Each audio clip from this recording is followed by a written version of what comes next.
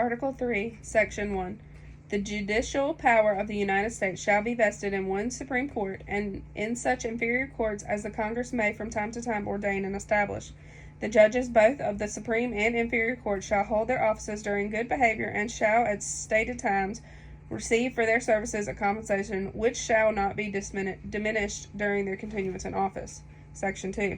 The judicial power shall extend to all cases in law and equity arising under the Constitution, the laws of the United States, and treaties made, or which shall be made under their authority, to all cases affecting ambassadors, other public ministers, and consuls, to all cases of admiralty and maritime jurisdiction, to controversies to which the United States shall be a party, to the controversies which between two or more states, between a state and a citizen of another state, between citizens of different states, between citizens of the same state claiming lands under grants of different states, and between a state or the citizen thereof, a foreign state, citizen, or subjects. In all cases affecting ambassadors, other public ministers, and consuls, and those in which a state shall be party, the Supreme Court shall have original jurisdiction. In all the other cases before mentioned, the Supreme Court shall have appellate jurisdiction, both as to law and fact, with such exceptions and under such regulations as the Congress shall make. The trial of all crimes, except in the cases of impeachment, shall be by jury, and such trial shall be held in the state where the said crimes shall have been committed, but when not committed within the state, the trial should be at such place or places as the Congress may by law have directed. Section 3.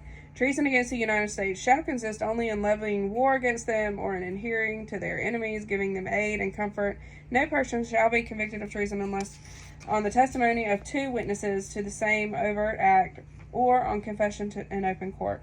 The Congress shall have power to declare the punishment of treason, but no attainder of treason shall work corruption of blood or forfeiture except during the life of the person attainted.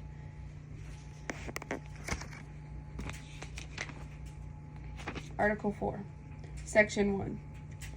Full faith and credit shall be given in each state to the public acts, records, and judicial proceedings of every other state, and the Congress may be general laws prescribed in the manner in which such acts, recordings, and proceedings shall be proved, and the effect thereof.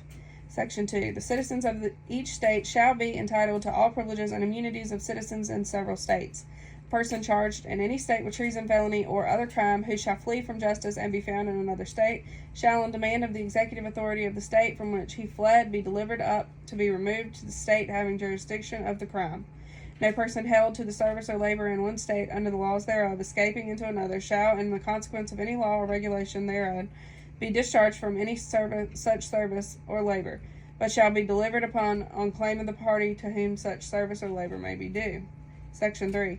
New states may be admitted by the Congress into this Union, but no new state shall be formed or erected within the jurisdiction of any other state, nor any state be formed by the jurisdiction of two or more states, or parts of states, without the consent of legislatures for the states concerned, as well as the Congress. The Congress shall have power to dispose of and make all needful rules and regulations respecting the territory or other property belonging to the United States, and nothing in this Constitution shall be construed as to the prejudice any claims of the United States or of any particular state.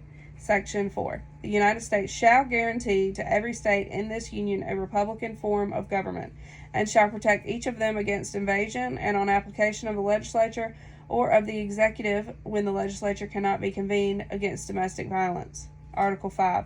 This Congress, whenever 2/3 of both houses shall deem it necessary, shall propose amendments to this Constitution, or on the application of the legislatures of 2/3 of the several states, shall call a convention for proposing amendments, which in either case shall be valid to all intents and purposes as part of this Constitution, when ratified by the legislatures of 3/4 of the several states, or by conventions in 3/4 thereof, as the one or the other mode of ratification may be proposed by the Congress, provided that no amendment which may be made prior to the year 1808 shall in any manner affect the first and fourth clauses in the 9th section of the first article, and that no state without its consent shall be deprived of its equal suffrage in Senate.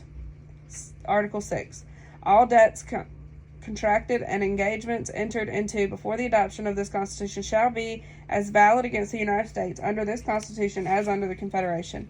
This Constitution and the laws of the United States, which shall be made in pursuant thereof, and all treaties made, or which shall be made under The authority of the United States shall be the supreme law of the land, and the judges of every state shall be bound therein, anything in the Constitution or laws of any state to the contrary notwithstanding. Senators and representatives before mentioned, and the members of several state legislatures, and all executive and judicial branches, both of the United States and of several states, shall be bound by oath and affirmation to support this Constitution, but no religious test shall ever be required as a qualification to any office or public trust under the United States. Article 7. The ratification of the conventions of 9 states shall be sufficient for the establishment of this Constitution between the states so ratifying the same, done in convention by the unanimous consent of the states present of the 17th day of September in the year of our Lord 1787, and of the independence of the United States of America, the 12th, in witness whereof we have hereunto subscribed our names. Shoo! Signers of the Constitution. You girls can read those.